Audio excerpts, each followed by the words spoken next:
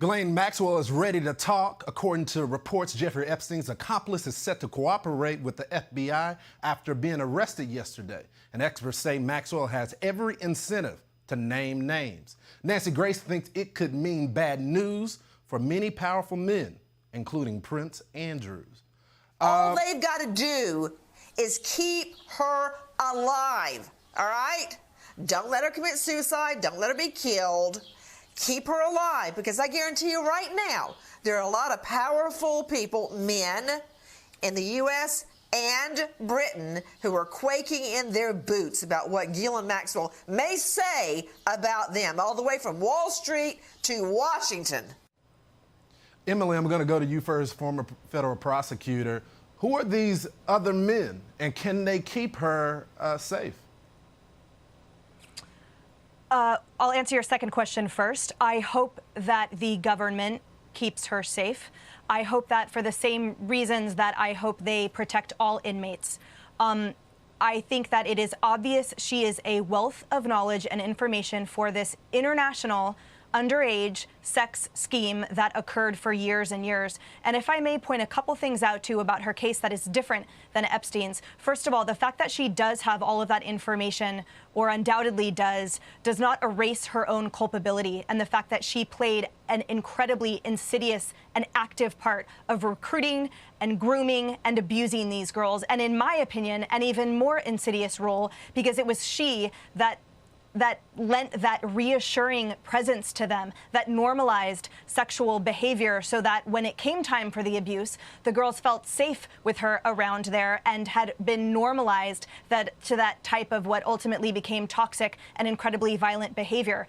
The 3 incidents alleged in the indictment by the government against her took place in the 90s, by the way, and Epstein's took place in 2002 through 2005. And the difference is that in the Federal Sex Trafficking Act, when it involves minors, there's no statute of limitations, meaning that clearly the incidents that the government is prosecuting here and charging, that there is ironclad evidence in their eyes of minors' acts and activities in the conspiracy and whatnot, and especially, of course, her 2016 perjury counts.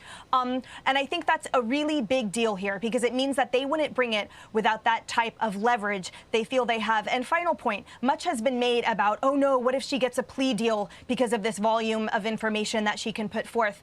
But plea deals they are convictions. So I think that we should reserve a type of apprehension about that.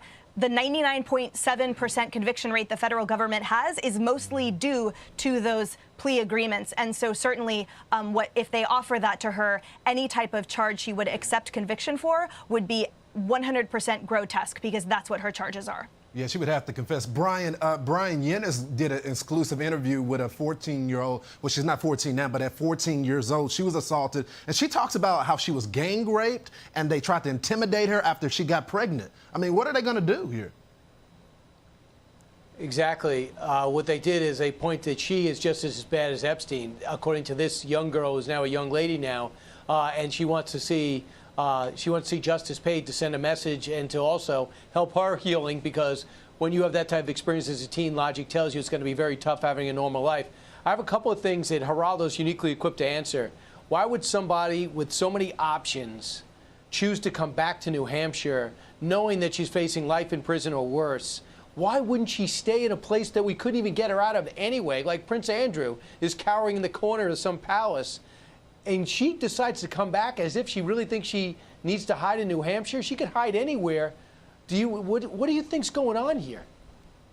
Well, I think that the fact that she was still in the United States indicates that maybe our view of the strength of the case against her is wrong. I mean, I would have used her staying in the country, were I her attorney, to argue that she was not a flight risk, that she could be given bail or house arrest until her case was heard. Why she decided to stay, and when you buy a 156-acre spread in New Hampshire, a relatively sparsely populated state, it's not exactly a subtle move. She used G Max as her address. her initials in essence. So there's more going on there. I detest what Epstein purportedly did and what this woman allegedly did in aiding and abetting the abuse of these children. But what I see as the real lesson of this morality tale is the toxic impact of money. Why did Bill Clinton want to hang around with Jeffrey Epstein? Why did Prince Andrew want to hide out in Epstein's apartment, which happens to be the largest private residence in Manhattan? What about all of these others, Harvard University and all of these prestigious institutions? Why did they, court him even after he was busted in the state case for child abuse? Kennedy, why is it that the rich, powerful, and well-connected play by different rules? I mean, I think the answer to the question why she was in New Hampshire is she thought she was going to get away with it. Yeah, she thought she was going to live free, but she's going to die in prison, as she should.